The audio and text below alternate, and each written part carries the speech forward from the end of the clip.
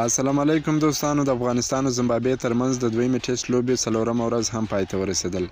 افغانستان کرکټ ملي لوبډله د ګچ په درشل کې ده. ویډیو تر اخره راسره وګورئ. که په دې چینل کې نوي یاست افغان خوشحال یوټیوب چینل هم در سره سبسکرایب کړئ. په پیل شوې دویمه ټیسټ لوبه کې افغانستان کرکټ ملي لوبډله تر اوسه څه ناڅه برلاسې لیدل کیږي. د دویمې ټیسټ لوبې لومړۍ توپوهنه افغانستان کرکټ ملي لوبډلې وکړه.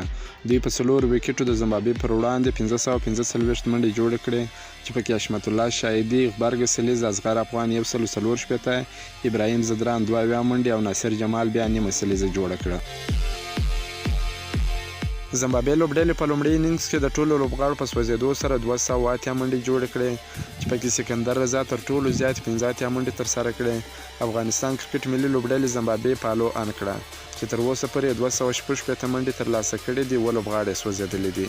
افغانستان یوازې 3 نور ویکټو ته اړتیا لري ترڅو په دویمه ټیسټ لوبه کې د راشد خان د بهترینو توپ اچونې پر مټ دغه سیالي وګټي. د یادولو وړ ده چې زمبابوې لوبډله نن ټوله نه وسوځېدل، د افغانستان څخه 8 منډې مخکې سوله. سبا به بیا زمبابوې توپوهنه ترسره کوي. افغانستان لپاره به هدف ږدي.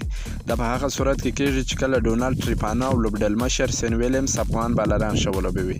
د افغانستان لپاره په لومړي انینګز کې راشد 4 او په دویم انینګز کې تر دا مهاله 5 ویکټې ترلاسه کړي دي. د زمبابوې لپاره په دویم انینګز کې تر ټولو زیاتې منډې لوبډلمشر سین ویلیمز 106 کړي دي چې ناسوځېدلي ولاړ دي. ورپسې ډونالډ ټریپانو په 63 ناسوځېدلي ولاړ دي. د افغانستان بالرانو سید شیرزاد په 19 اوره کې 15 منډې ورکړي دي، 1 ویکټ یې اخیستی ده. راشد خان په 43 اوره کې 115 منډې ورکړي دي، 5 بهترین لوبغاړي یې سوځولي دي. حمزه هوتک په 26 اوره کې 70 منډې ورکړي دي، کومه ویکټ یې نه ده اخیستی. جاوید احمدي په 14 اوره کې 40 منډې ورکړي دي، 1 ویکټ یې اخیستی ده. شاهد کمال په 1 اور کې 1 منډه ورکړې ده، کومه ویکټ یې نه ده اخیستی. اصغر افغان هم په 1 اور کې 1 منډه ورکړې ده، کومه ویکټ یې نه ده اخیستی. دا د افغانستان او زمبابوې ترمنځ د دویمې ټیسټ لوبې د څلورمې ورځې حال. که مو دا معلومات خوښ شوي ویډیو در سره لایک کړئ. که په دې چینل کې نوي یاست افغان خوشحال یوټیوب چینل هم در سره سبسکرایب کړئ. تر بلې ویډیو پورې د الله په امان.